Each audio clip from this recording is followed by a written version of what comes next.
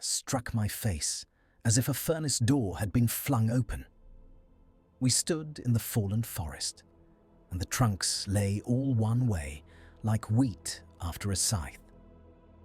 Then the ground gave a slow, sick heave beneath our boots, and the silence broke into a thin ringing, not in the ears but in the teeth. Above us, the sky held a pale bruise, and it did not move.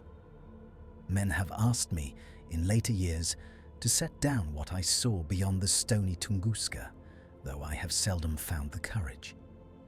If you have heard accounts like mine, you may weigh them against your own sense. Set your mark of approval upon this telling, subscribe to my dispatches, and leave a comment below this record. To understand what we encountered, I must return to the summer of 1908, and to the first day I heard the sky make a sound that did not belong to weather. On the morning of 30th of June, I was not in the taiga at all, but in the town of Kirensk on the Lena, where the river ran broad and indifferent under a low haze. I had come east in the employ of the Imperial Academy's correspondence, with letters of introduction and the usual small arrogance of a man who believed the world could be measured. My instruments were packed in 2 chests, a prismatic compass, a sextant, a barometer in a padded case, a folding plane table, and a camera that required glass plates and patience. I had rifles as well, not for sport, but because one did not go into Siberia unarmed. The first reports arrived by telegraph in broken phrases: a blinding light, a thunder without cloud, windows shattered in Vanavara, men thrown from benches as if struck by an invisible hand. There were tales of a fireball, of a pillar in the north, of a roar that rolled for minutes. The local officials spoke of a meteor, perhaps, or an explosion of gas in the air. I had read of bolides and had no appetite for superstition. A body from space, a rare and splendid occurrence, and nothing more. The difficulty was that no one could say precisely where it had happened. The Evenki hunters who came into the trading posts spoke of a place they avoided, a dead swath of forest, and they used words that were not easily translated. They did not speak as men making a story for coin. They spoke as men who had seen something and wished it had not seen them. It was not until the winter roads hardened and the rivers froze that any organized inquiry could be attempted. In February of 1909, I joined a small party traveling toward Vanavara under the nominal leadership of Mikhail Petrovich Kulagin, a surveyor with the ministry, a man of neat moustaches and a habit of writing everything down twice. With us came Sergei Antonov, a young assistant from Irkutsk who could coax a camera to behave in cold, and Pavel Sidorin, our cook and general hand, a broad-shouldered fellow who had served in the army and believed that any problem could be solved with salt pork and profanity. We hired 2 Evenki guides at Vanavara, an older man named Chuchan, whose face was as weathered as birch bark, and his nephew, a quiet youth called Morgan. They did not ask many questions, and they did not offer many answers. They accepted tobacco, flour, and tea, and they watched our instruments with the wary curiosity one might grant to traps. Vanavara itself was little more than a cluster of log buildings and smoke, with the river beyond and the forest pressing close. The air smelled of resin and wood ash. Dogs barked at us as if we had brought trouble in our pockets. The local administrator, a red-faced man with ink-stained fingers, showed us a window pane still cracked from the summer. It was like cannon, he said, but there was no cannon. We set out on 10th of March with 2 sledges and 6 reindeer, following the frozen courses of small rivers where the going was easier. The days were pale and short. Frost made our beards stiff. At night, we pitched canvas and cut spruce boughs for bedding, and the fire was a small, fierce thing that seemed always on the verge of surrender. In those first days, I kept my confidence as one keeps a coat buttoned against wind. The taiga had its ordinary hazards: the cold that crept into joints, the snow that hid bogs, the wolves that watched at a distance with yellow patience. When the guides paused and listened to the forest as if expecting speech, I told myself it was their habit, their way of reading a country we could not read.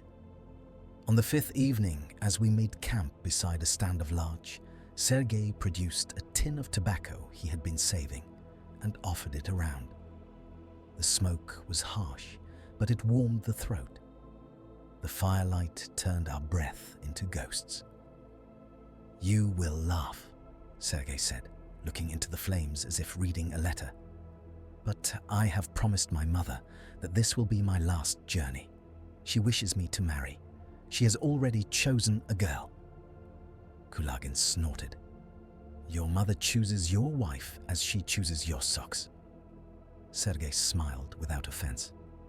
"Perhaps, but I am tired of being a visitor in my own house. I want a room that is mine. A table, a lamp, a wife who knows when I will return." Pavel, who had been stirring the pot with solemn attention, said, "A wife who knows when you will return is a wife who has already buried you." We laughed then, not because it was witty, but because laughter was a way of asserting that we were alive and would remain so. Chuchan watched us with an expression I could not name. Morgan stared at the fire until the light shone in his eyes like water. Only later did I think of that moment as the last time our talk was entirely ordinary. The first anomaly came as a sound. On 18th of March, as we crossed a wide frozen marsh, there was a faint crackling above us, like distant brush fire, though the air was clear and the snow unmarked. It lasted perhaps 10 seconds and ceased abruptly. Sergei looked up, squinting. Kulagin tapped his ear and said it was ice shifting in the trees. Pavel muttered about spirits. I wrote in my notebook, "Unusual sound, possibly wind in dead branches." There was no wind. 2 days after, the reindeer began to balk. They had been steady beasts, patient under load. But now they snorted and rolled their eyes, and one attempted to bolt, dragging its traces until Pavel threw himself upon the sledge and cursed it into submission. Chuchan spoke softly to the animals in Evenki, and they calmed, but his hand lingered on their necks as if feeling for a fever. That night, the forest was unnaturally quiet. The usual small noises, branches settling, a fox's bark, the far complaint of an owl, were absent, as if the land held its breath. I remember waking and thinking, they had gone deaf. Then I heard, very faintly, a low humming, like a wire under tension. It seemed to come from the ground itself. In the morning, Kulagin examined the barometer and frowned. The pressure had shifted in a manner that did not match the sky. He said nothing at first. He was a man who disliked giving shape to uncertainty. By the end of March, we reached a region where the snow lay oddly thin, though the season was still deep winter. Patches of bare earth showed through, black and wet, and steam rose from them in the cold air. Sergei knelt and touched the ground, then pulled his hand back sharply. "Warm," he said, incredulous. Pavel spat into the snow, and it hissed. "The earth is sick," he said. Kulagin said it might be a peat fire smouldering beneath the surface, ignited by lightning the previous summer. It was a plausible explanation. I accepted it because I had no better and because the mind prefers the familiar. Chuchan refused to camp there. He pointed with his chin toward a line of trees and spoke a single word that Kulagin translated as broken place. His tone was not theatrical. It was flat, like a man naming a disease. We altered our route slightly, following the guide's preference, and for 2 days the land returned to its ordinary cruelty. Snow squeaked underfoot. The reindeer breathed clouds. We took bearings at noon when the sun showed itself as a white coin. Sergei photographed our progress with the care of a man preserving proof for those who would never come. On 2nd April, we found the first physical trace that did not fit any of our tidy notions. In a small clearing, half buried by drift, there lay a line of trees snapped at a uniform height, as if a giant hand had swept through and struck them all in the same motion. The breaks were not ragged like storm damage.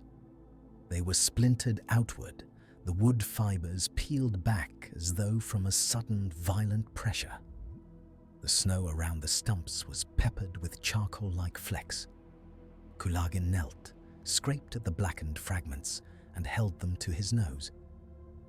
"Burned," he said, "but there is no ash bed, no sign of sustained fire."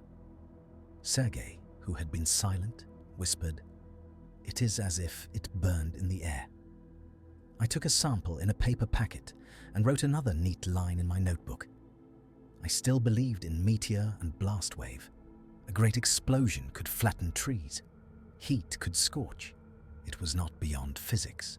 It was only beyond our experience. The guides moved with increasing caution.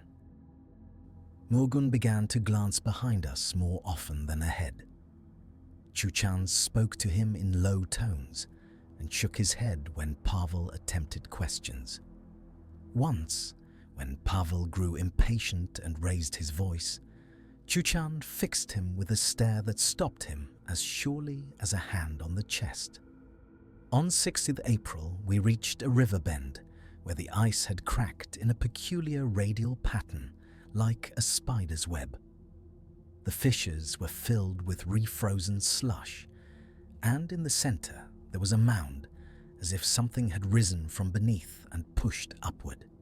Sergei wanted to chip at it, but Chuchan stepped between him and the ice, palm raised, and said another word with the same flatness. Kulagin translated it as, "Do not."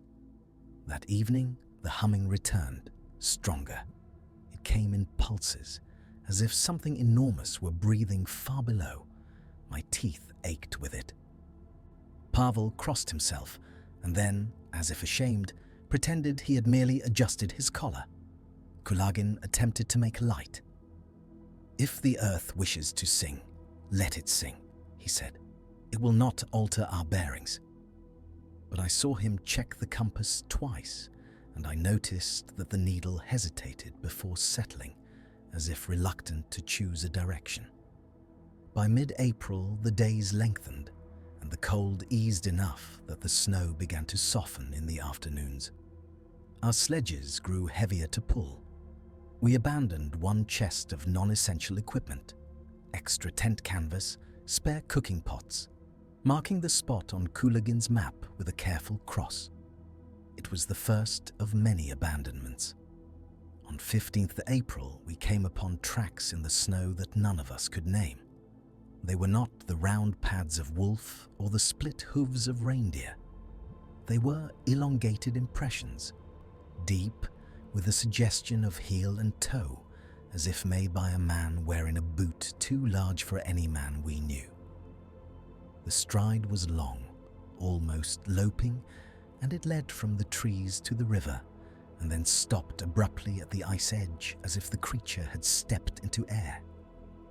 Pavel swore softly. Sergei crouched and traced the outline with a gloved finger. "Perhaps a hunter," he offered, though his voice lacked conviction. Kulagin measured the length with his rule and said too quickly, "Snow deforms, shadows deceive. We will not make a circus of it." Chuchan would not look at the tracks. He kept his eyes on the horizon and spoke to Murgun in a tone that was almost scolding. That night, for the first time, one of our reindeer refused to eat. It stood with its head low, nostrils flaring, and when Pavel approached it, lashed out with a hoof. We tethered it farther from camp. I remember the sound of its breathing in the dark, rapid and wet like a frightened man. On 18th of April, at roughly the 43rd day since our departure from Vanavara, the mid-journey calm broke in a manner so abrupt that even now my hand tightens when I recall it. We had halted at noon to take a sighting. The sky was clear enough for the sextant, and Kulagin was pleased to have a moment of orderly work. Sergei set up the camera on its tripod, adjusting the plate holder with numb fingers. Pavel chopped ice for water. The guides stood apart, watching the tree line. As Kulagin called out angles and I wrote them down, Sergei suddenly froze. His hand remained on the camera, but his face drained of color. "What is it?" I asked, still looking at my notebook. He did not answer. He lifted his head slowly, as if listening. Then, from the forest to our left, there came a sound like a child's cry, thin and broken, followed immediately by a harsh imitation of Pavel's own voice, saying quite clearly in Russian, "Come here." Pavel dropped his axe. The blade sank into the snow with a dull thunk. Kulagin straightened, anger flaring as if it might restore order. "Who is there?" he shouted. The forest gave back only the hush of branches, and, after a pause, another imitation.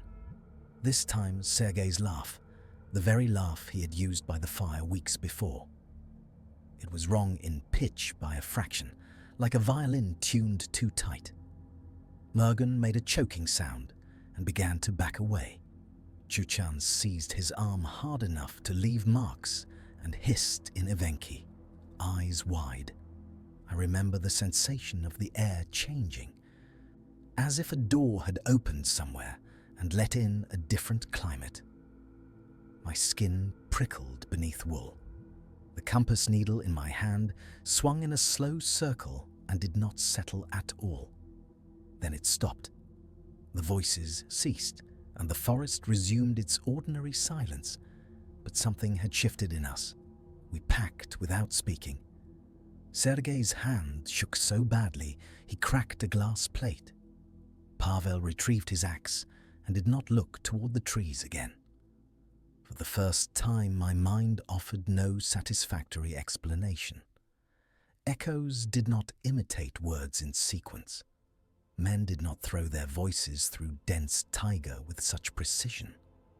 I told myself it might have been a trick of wind through hollows, but even as the thought formed, I knew it was a lie offered for comfort.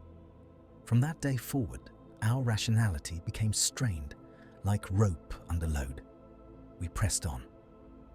The guides no longer needed to urge caution. We had learned it.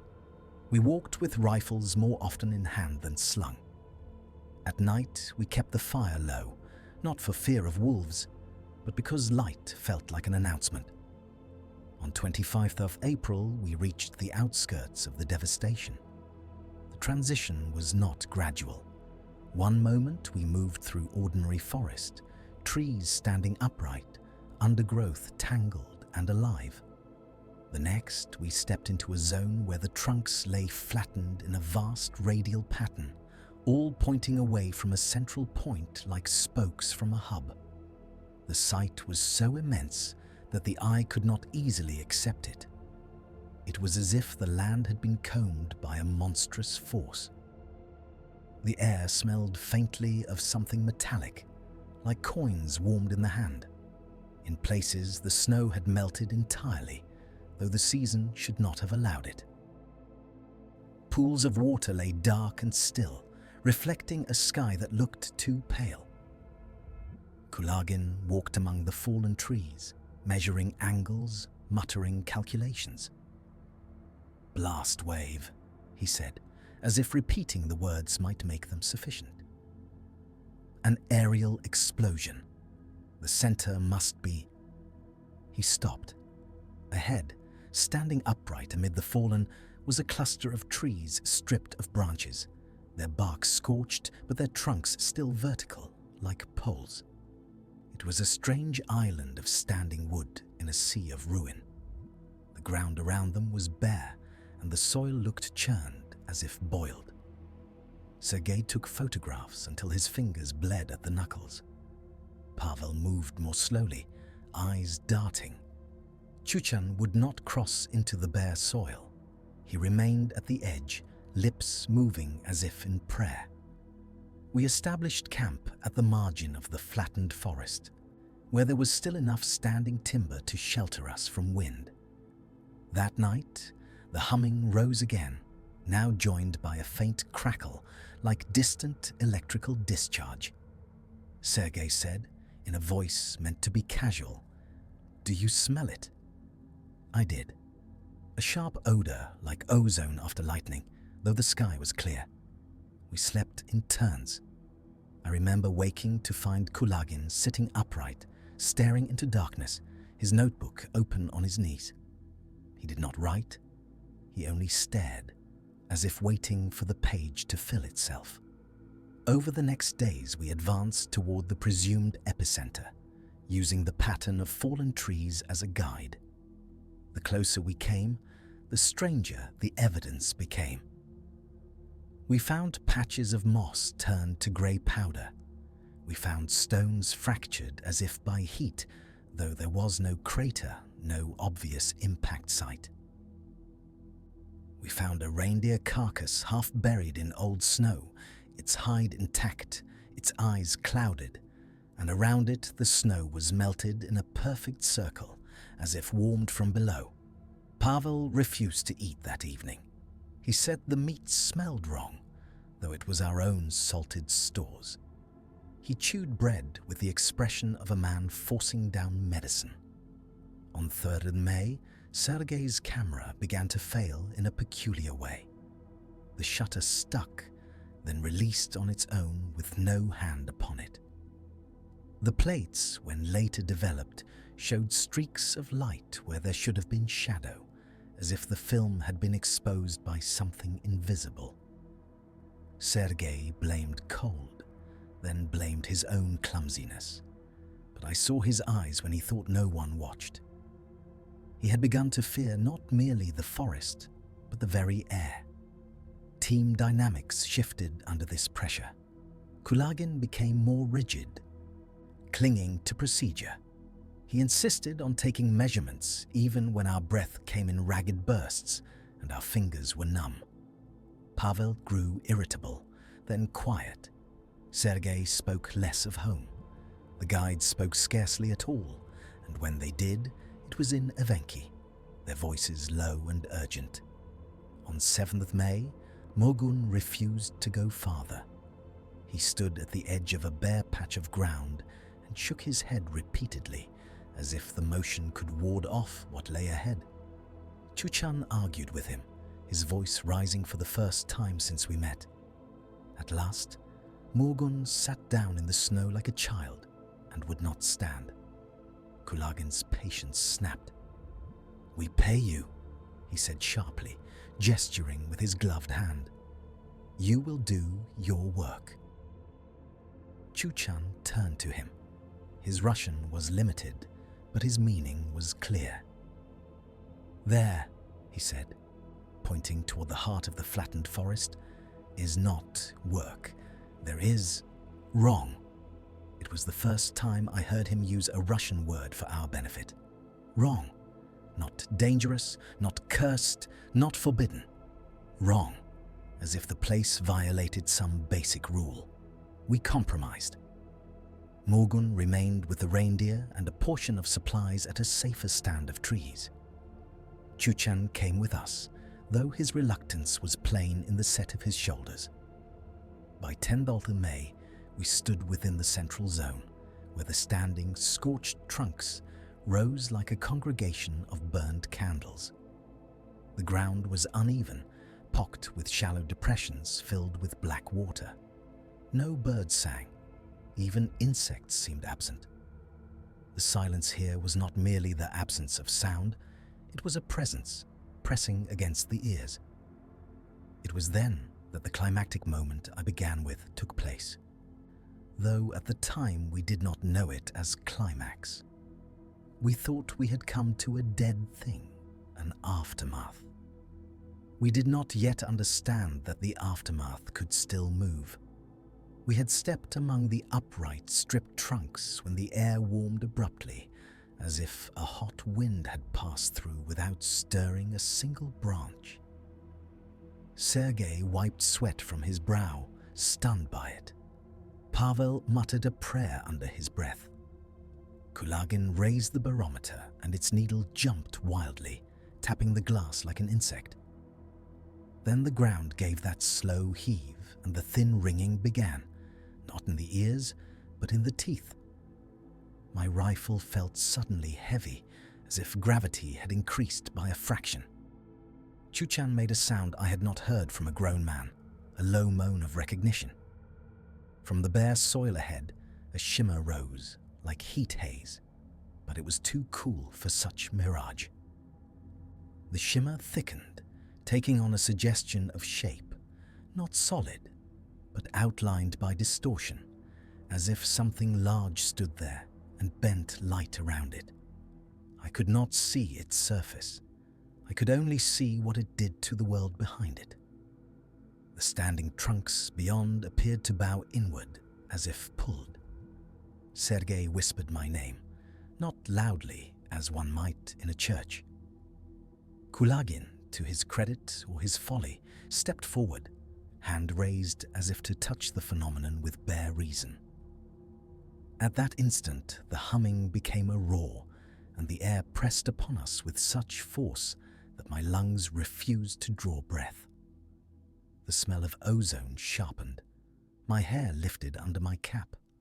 The shimmer surged outward in a wave, and for a fraction of a second, I saw within it something like a lattice of pale fire, lines crossing and recrossing, too orderly to be lightning, too alive to be mere reflection.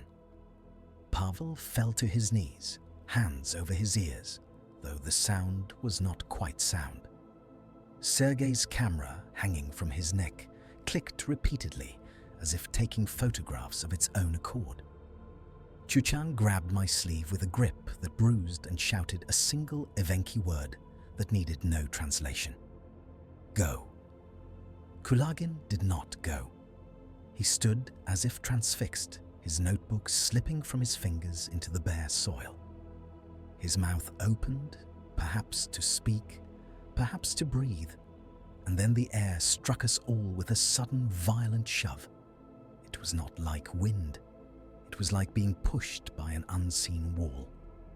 I stumbled backward, struck a scorched trunk, and felt bark crumble under my hand.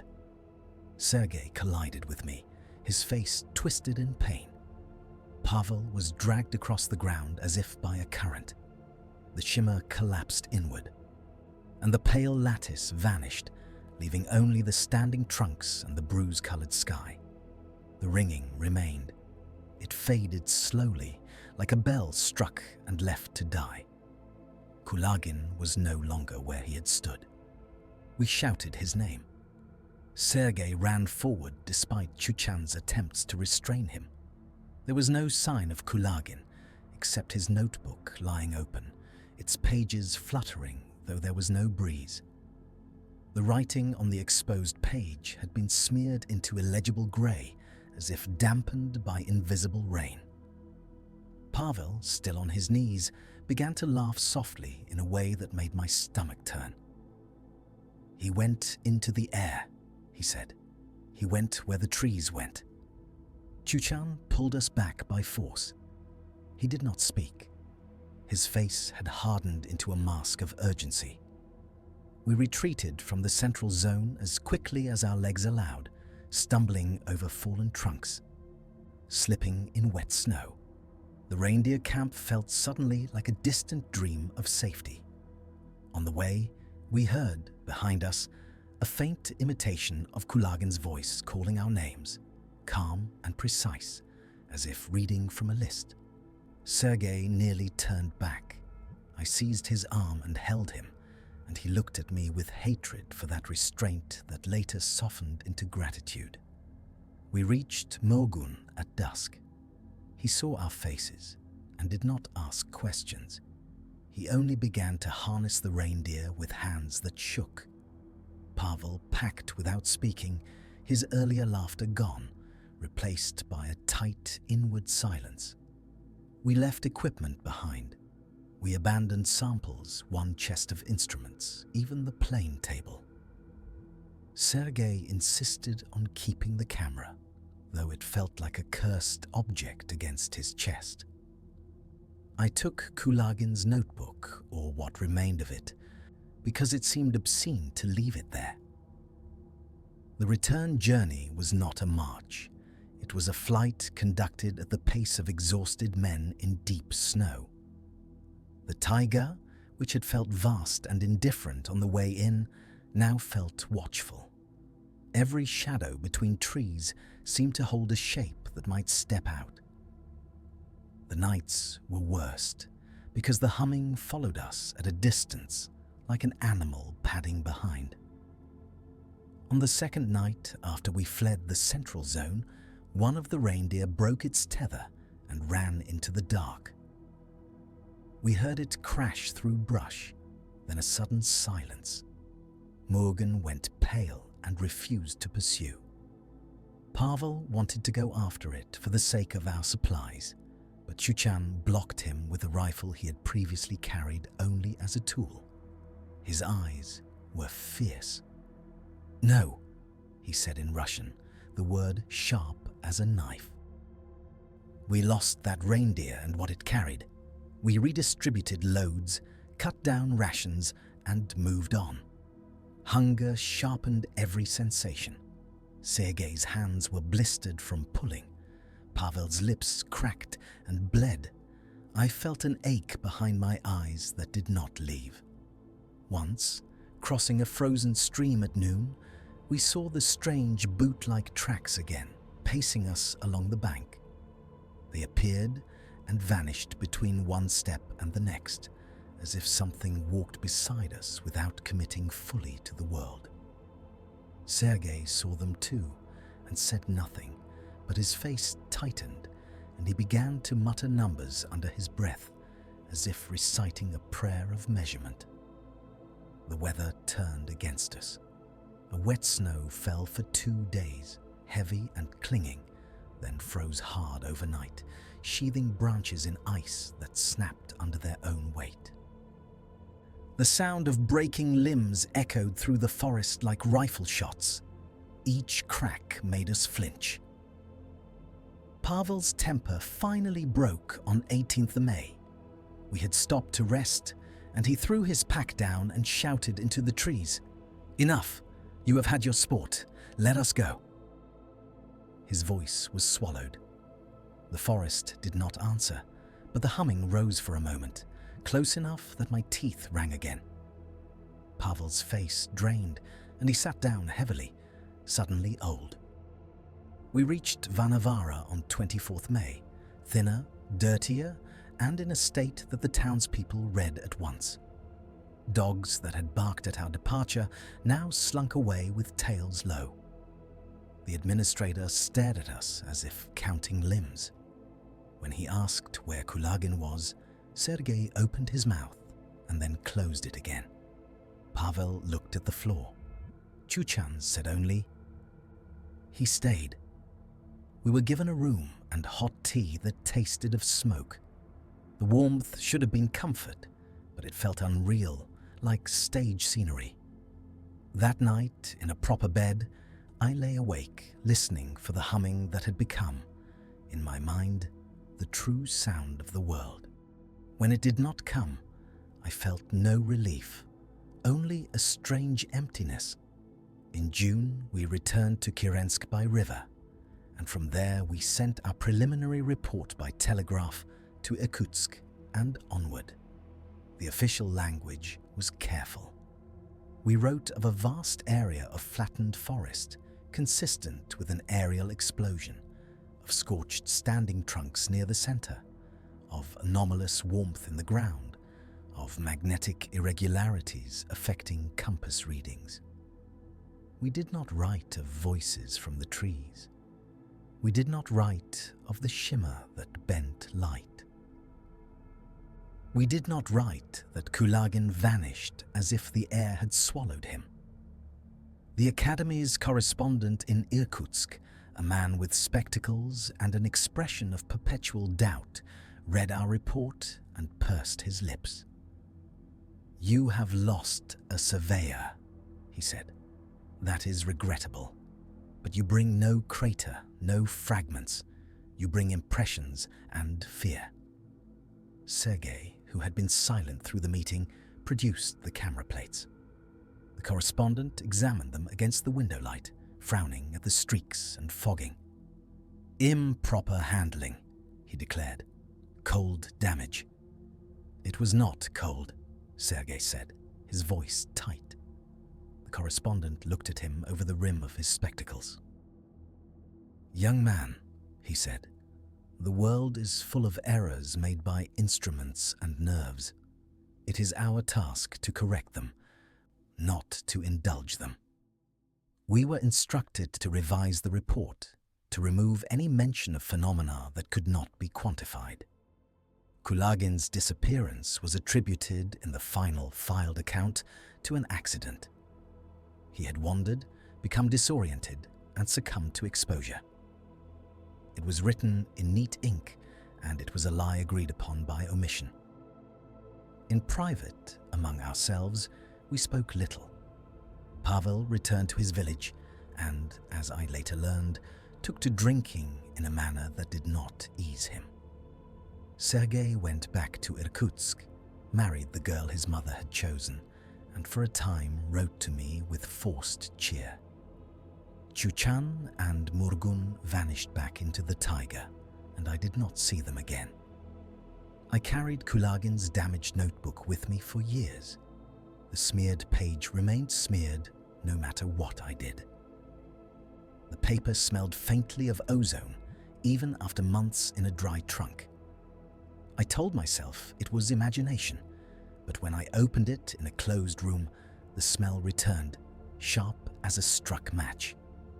In 1912, I attended a lecture in St. Petersburg, where a physicist spoke of atmospheric explosions and the possibility of a comet fragment disintegrating above Siberia. He drew diagrams on a blackboard and spoke with confidence. The audience nodded. I nodded too, because the explanation was elegant and because it allowed the mind to settle. Yet that night, walking along the Neva under gas lamps, I heard a sound from a narrow alley, a thin cry, like a child. I turned, heart hammering, and for a moment I thought I heard my own voice answer from the dark, calling my name. It was only a drunk man singing, but my knees weakened, and I had to grip a railing until the world steadied. That was the first of the year's later hauntings, the way ordinary sounds became traps. The crack of ice on a river, the hiss of a samovar, the sudden silence in a crowded room when conversation paused. Each could open a door in memory, and through it came the bare soil, the standing scorched trunks, the ringing in the teeth. The second scene came in 1919, after the world had changed and the old certainties had been shaken by war and revolution. I was living in a small room in Irkutsk, working as a clerk because expeditions had become a luxury no one could afford. One evening, a letter arrived, forwarded through uncertain hands. The handwriting was Sergei's. He wrote briefly. His wife had died of fever. He had a child. He had developed the old plates again, using chemicals he had obtained with difficulty. The streaks remained. In one plate, taken near the central zone, there was a faint pattern he could not explain. A mesh of pale lines crossing like a net, visible only when held at a certain angle to light. "I do not know what it means," he wrote, "but I have seen it in my dreams. Do you remember the sound in the teeth? I have it now when the weather is clear. I fear I will pass it to my son as one passes a disease." I read that letter by lamplight until the oil ran low. Outside, the city was quiet under snow. When the lamp finally guttered, the room fell into darkness, and in that darkness I felt again the pressure in my lungs, the refusal of breath, as if the air itself remembered. I attempted in those years to rationalize. I read what papers I could find about the Tunguska event. I studied accounts by other travelers who later reached the site in the 1920s. They spoke of flattened forest, of standing scorched trunks, of no crater. They spoke of strange regrowth patterns. Some mentioned magnetic anomalies. None spoke of voices. None spoke of a shimmer that bent light. I told myself that perhaps we had been delirious from cold and hunger, that perhaps Kulagin had indeed wandered and died unseen. But then I would recall the compass needles spinning in my hand under a clear sky. I would recall Sergei's camera clicking by itself. I would recall the imitation of Pavel's voice, precise and mocking, calling, "Come here." Hunger did not create such things. Cold did not teach the forest to speak Russian. In 1924, I made one attempt to return, not to the epicenter, but to Vanavara, with the foolish hope that distance and time might render the memory harmless. The journey was easier with steamer routes improved, but the last miles still required reindeer and local help. When I asked for guides, the men in the trading post looked away. One older Evenki woman, seeing my maps, touched her own chest and spoke softly. "The interpreter told me," she said, "the broken place is not hungry, it is patient. No one would take me." I returned west with my questions intact and my pride diminished. I began to understand that there were limits not only to knowledge, but to permission. Some places did not wish to be revisited, and perhaps it was not merely human reluctance that enforced that wish. In my later years, the event marked my daily life in small, humiliating ways. A sudden drop in temperature in a room would make my skin prickle as it had in the central zone. The smell of ozone after a summer storm would turn my stomach. Once, in 1931, I attended a demonstration of electrical equipment at a factory, and when the current was switched on and the air filled with that sharp metallic scent, my teeth began to ring. I excused myself and stood outside in the cold until the sensation passed, ashamed of a fear I could not explain without sounding mad. I told only a few people the private truth. Most smiled politely and changed the subject. One young student, eager for mysteries, pressed me for details as if collecting curiosities. I stopped speaking to him. The thing we encountered was not a story ornament. It was a wound. In 1938, I received word that Pavel had died. A mutual acquaintance said he had been found one winter morning sitting on a bench outside his house, frozen, his face turned toward the forest as if listening. The acquaintance laughed uneasily and said, perhaps he heard something calling him. I did not laugh. As for Sergei, I met him once more, briefly in 1940, at a railway station crowded with soldiers and bundles.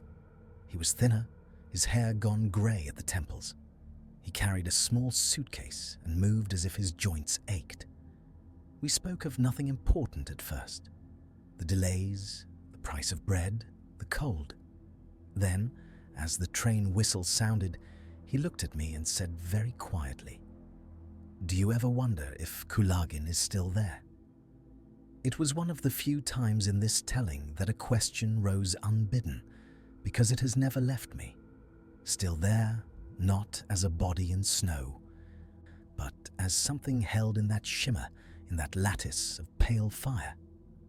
"I do not know," I said, and it was the only honest answer. Sergei nodded, as if he had expected nothing else.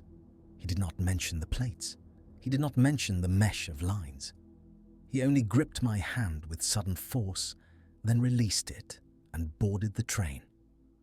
I watched him disappear into the carriage, swallowed by steam and crowd, and I felt again the obscene ease with which a man could vanish. Now, in the quiet of age, I have accepted that the Tunguska explosion may be explained in public by meteors and comets, by airbursts and shockwaves, and perhaps those explanations cover much of what happened. Trees fell, windows shattered, the sky burned. Such things fit within the world as scholars describe it. But I also know what we saw in the broken place. Not simply destruction, but a presence that behaved as if it listened, as if it answered, as if it could borrow a man's voice and lay it back into the air like bait. Had I understood the warning in the early silence, in the reindeer's fear, in Chuchan's single word, wrong, I might have turned back with my measurements incomplete and my companions intact. The detail that disturbs me most is not Kulagin's absence, though that absence has weight.